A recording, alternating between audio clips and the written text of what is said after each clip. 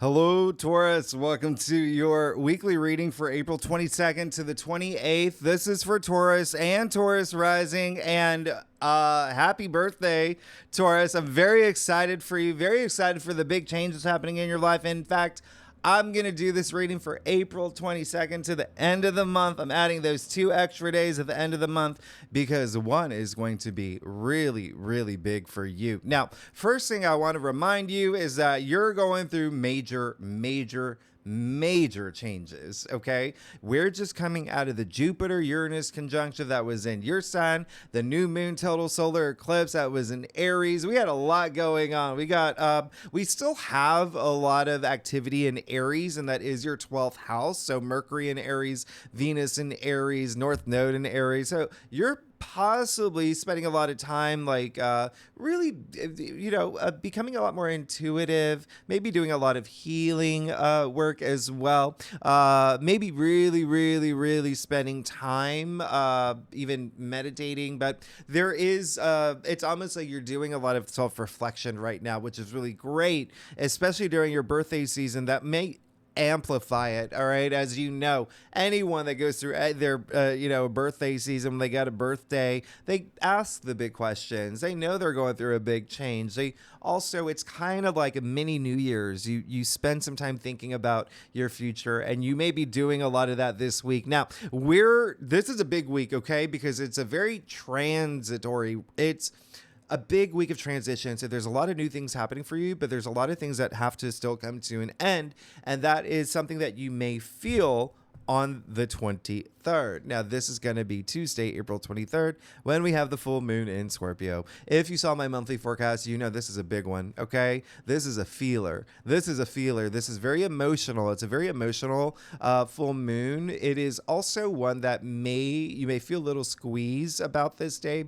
And it's because the sun is in your sign, all right? At the same time, this moon is in Scorpio, and then they're both squaring Pluto in Aquarius. So 3 fixed signs at play here, all right? So there's a little bit of wiggle room, but it's really asking you to go deep. It's really asking you to spend some time really reflecting. Now, there could be something ending around this time for you that may be really emotional, all right? And it could have to do something with partnerships, all right? Partnerships, especially career related, because they're squaring Pluto. So Pluto in Aquarius is your 10th house, okay?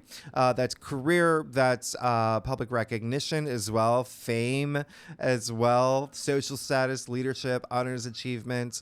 But this full moon in Scorpio rules your 7th house of partnerships and relationships. So you could be changing. You could be changing jobs. You could be doing something with career where something is culminating, coming to an end. Something is illuminated for you because it is a full moon. There could be a turning point around this time as well. Now, this could also do with home, with, a significant other.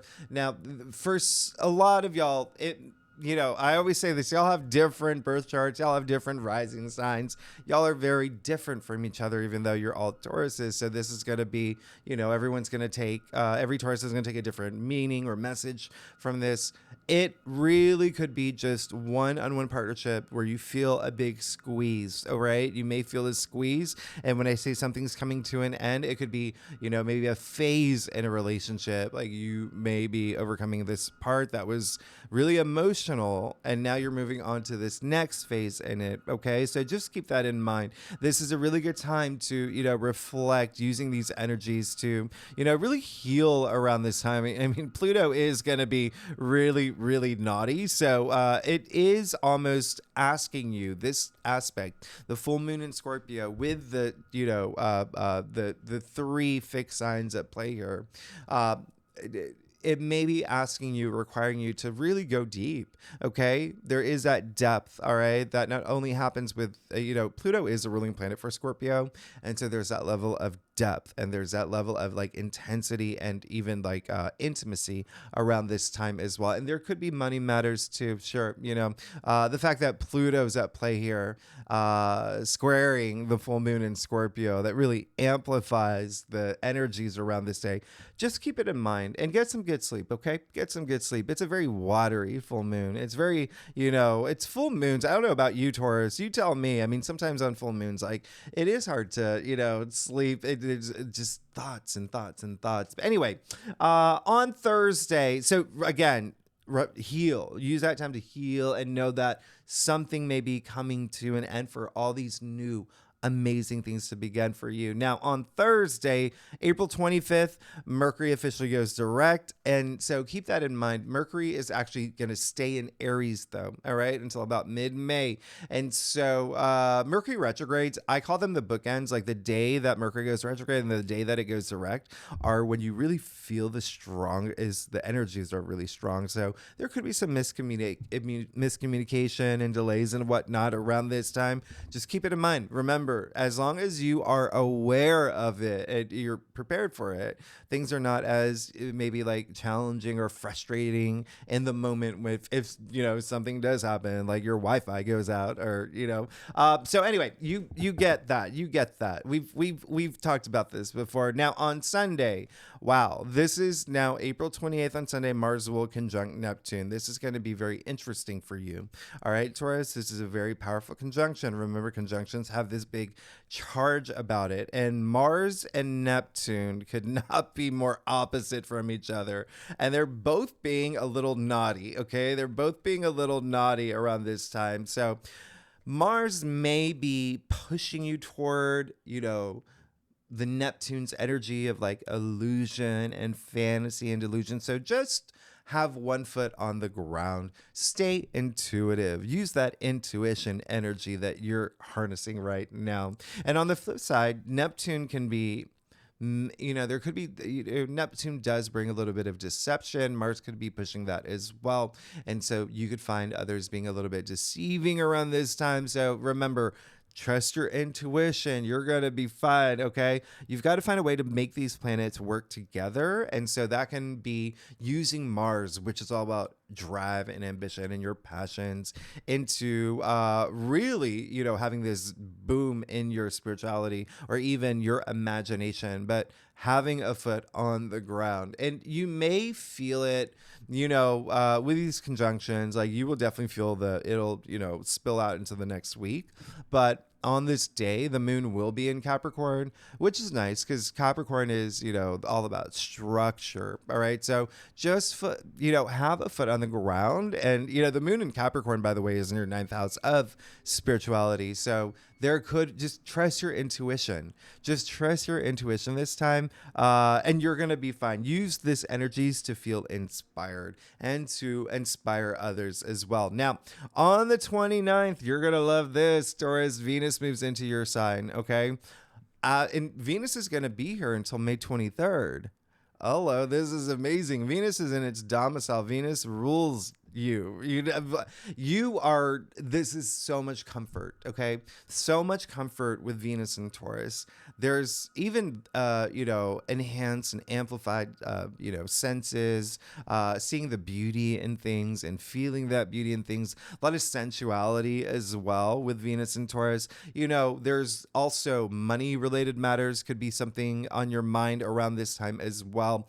But it's just such a magical placement. There's so much, sweetness to it, and there's a lot of loyalty and commitment energy with Venus and Taurus. It really is a time to treat yourself too, okay? Being kind to yourself, being kind to others. It really is like, this is all about blessings. So I really like this, you know, especially with Venus leaving Aries to move into Taurus. It's almost like a slowdown into this slow dance of all things that are beautiful. It's just so nice. Now, on the 30th, Venus will square Pluto. So remember, we're coming out of the Sun squaring Pluto. Now we've got Venus squaring Pluto. So this is going to be very interesting. There could be something here, again, possibly career related. Remember, Pluto and Aquarius are 10th house, possibly. And if you're not here for career, just something that you're putting a lot of energy into that you want to be known for. So there could be maybe some power struggles. There could be some control issues around this time, maybe from an authority figure. Remember, there is going to be the fact that Venus and Pluto both have an element of money and finances associated with them. Something about money there around this time as well. So just be open to compromise around this time. Okay, just be open to compromise. You just may feel a little bit of a squeeze, possibly from someone you know, but just be cool. You got Venus in your sign. You're gonna be fine. You're gonna be great. You're gonna be the cool rider. Okay, Michelle Pfeiffer in Grease too. Now on the 30th. Okay, this is well, on the same day, Mars moves into Aries. So this is amazing. And so you're still going to feel that Aries energy, that drive, that spirit, that, Mars in his private jet, just like cruising. Like this is Mars is, the ruling planet for Aries too. So you've got Venus and Taurus, you've got Mars and Aries overlapping throughout May. Remember May, the best month of 2024. We're moving into the best month of 2024. Mars and Aries is all systems go. This is you fired up. This is you going after the things that you want. This is absolutely amazing. This is also a lot of intuitive energy for y'all. This is a lot of just wow. A lot of spiritual energy here, a lot of healing energy that's coming through. But even still, just use this time to know Mars is about to move into Aries at the end of the month until June. Yep, until June. And so, Mars, is that little warrior. So there is this ambition that you're going to feel. And a lot of it, again, possibly unrooting things, possibly facing fears. There's going to be a lot of that to move forward into the best month of the year, and it happens to be your birthday season. So both Venus and Mars will be in their happy place, but so you will feel this charge. Let's go ahead and get started, Taurus. Let's see what's going on for you for April 22nd to the end of the month. This is for Taurus and Taurus rising.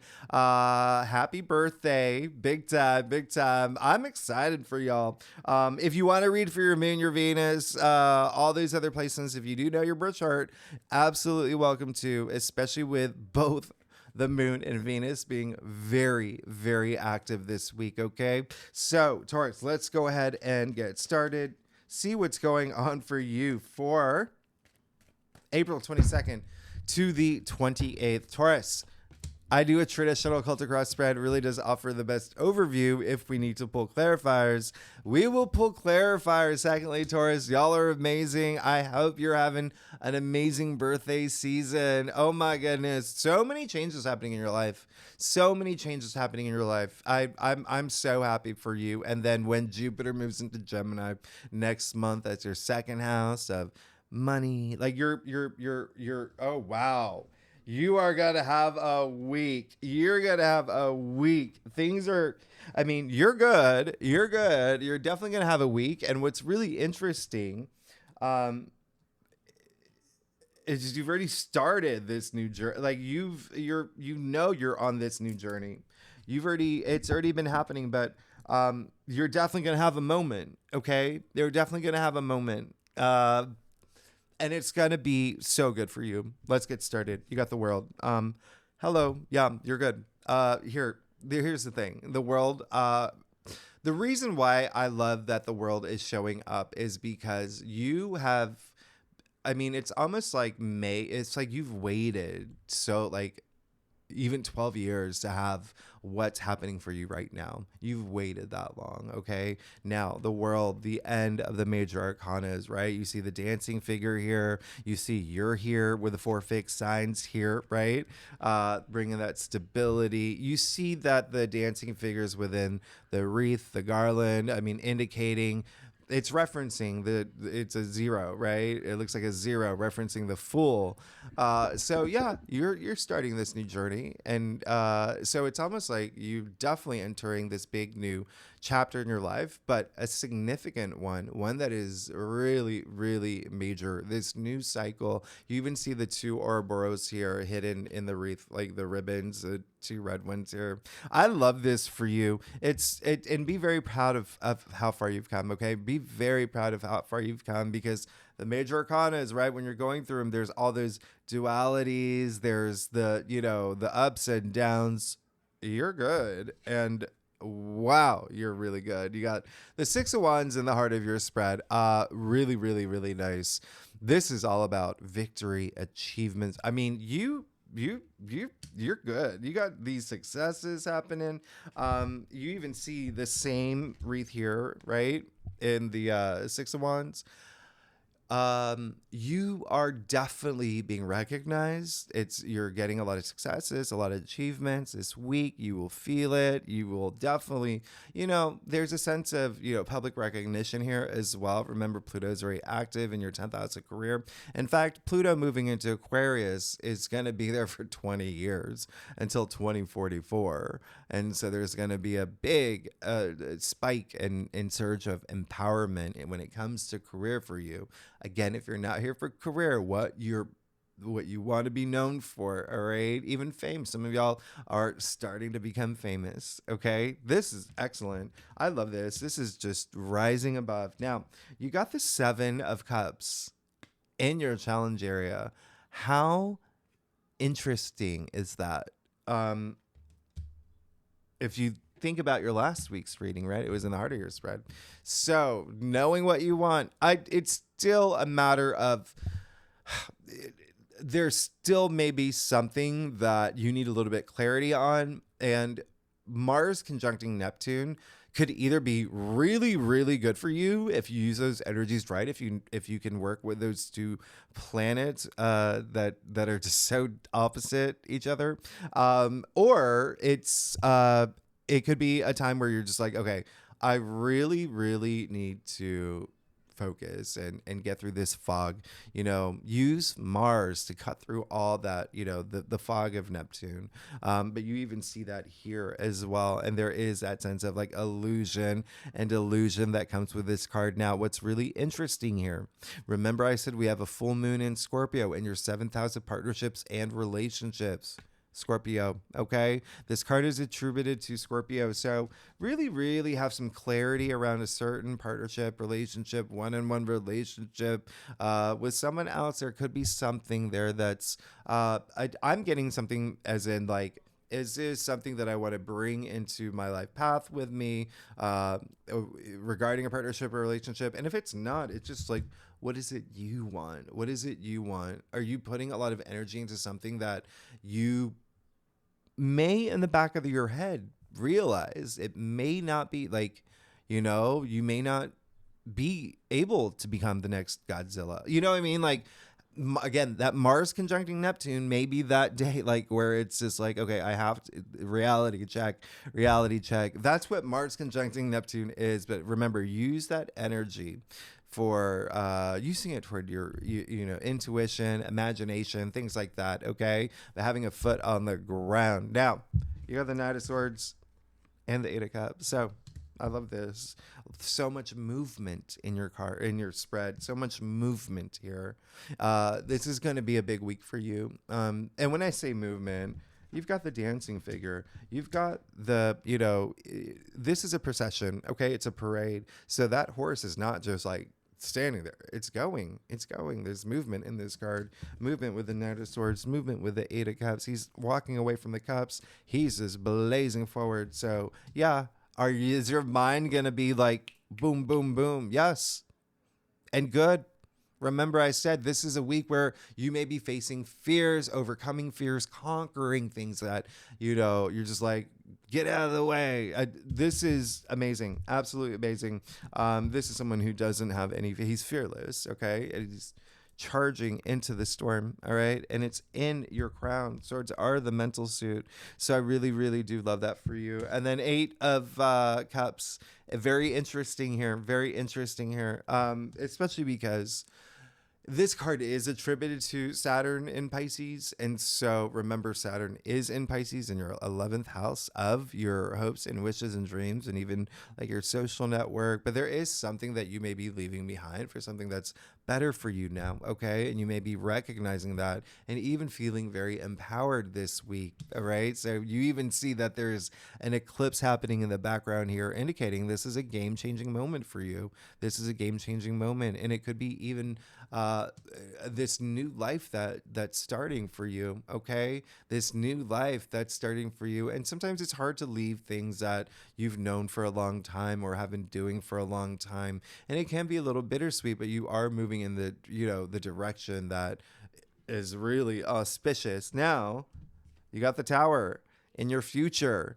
And so this is definitely indicating there is going to be a moment that you have that you may see unfavorably that happens this week. And maybe not even this week, you could be moving toward it now. Okay. It is the best thing for you. Okay. I know when the Tower card comes up, a lot of people freak out. Don't ever freak out when the Tower card comes up. Because if you freak out, if you fear the card, you're already creating this low energy frequency, right? And so, which is fear based. So don't do that to yourself. All right. Secondly, the Tower moment, it happens for you. I say this all the time. It doesn't happen to you. It happens for you. What comes after the Tower? The Star. All right. Wisdom, your healing, your hopes and dreams and wishes. But also, hey, the Tower is still standing. All right. Now, these two people falling out of the Tower, this is just, they're going to hit the ground. They're going to have this, like I said, that reality check. All right. So there is going to be something. This is indicating something may happen that, again, you may see unfavorably in the moment, but it's clearing this path for you. Remember, I talked about that fog of Neptune. Now, the Tower is actually attributed to Mars. So, and then you got this fog here. So with Mars conjuncting Neptune, remember that's going to be happening on Sunday, the 28th. Is it the 28th? That may be, there may be something there with the 7 of Cups in your challenge area. There could be something that happens during the full moon in Scorpio where, it has to do with partnerships and relationships. This is going to be a big week. All right. But there is going to be something that makes you feel shooketh. Okay. But just remember, it's one of those moments where you appreciate it after. You see it after. Once you get through that fog, you have that clarity. Okay. 2 days later, 3 days later, a week later, month later. Actually, that was the best thing for me. And I'm glad that the universe provided that for me because I didn't see, what needed to happen or what not. So keep that in mind. You are definitely, I'll do a clarifier. It's your birthday season. Yeah. When I say, so A, trust me, all right? B, you're good, okay? So whatever happens here, destined for you to have this abundance, to have this success, to have the 10 of Pentacles. It's raining pentacles in the form of the tree of life. Remember, I said when Jupiter moves into Gemini next month, it's going to be your second house of money, money, money, money, money. There's a lot of security here. You see the harvest. You see look how big the castle is. A lot of family energy, inheritance energy, which again, even with that full moon in Scorpio, there could be some energy around that too. Okay. But you're good. You're really, really good. Let's get to your stuff. Oh my goodness, Taurus. If you like this reading, it'd be great if you subscribe, leave comments. Let me know what's going on. Tell me what's been going on with y'all. I want to know. I love reading your comments. And I love y'all. Y'all are amazing. Okay, so yeah, you're good. You're fine. You're 1000% good. You're definitely going through some transformation. Now, you did get the 5 of Pentacles. So what I want you to do, if you feel that you are in a place where you're not feeling blessed or not feeling that things are going your way, and possibly again, there's energy I'm picking up of that partnership is someone close to you. You may even feel that there's no support there, or you may feel that this week, and it would make sense too when Venus squares Pluto. But anyway, here's the thing. Reach out to people. Okay. Reach out to people. You've got support all around you. And I want you to see that that's available to you. I want you to see that you have support all around you. The thing about this card, which is actually a Taurus card, by the way, you see that they're literally these two people who are, they're so focused on their plight. They don't see the fact that they're outside a church. Okay. Now, You even see the pentacles there in the window, shaped as an anchor. So that is also an anchor of hope, just right in front of you.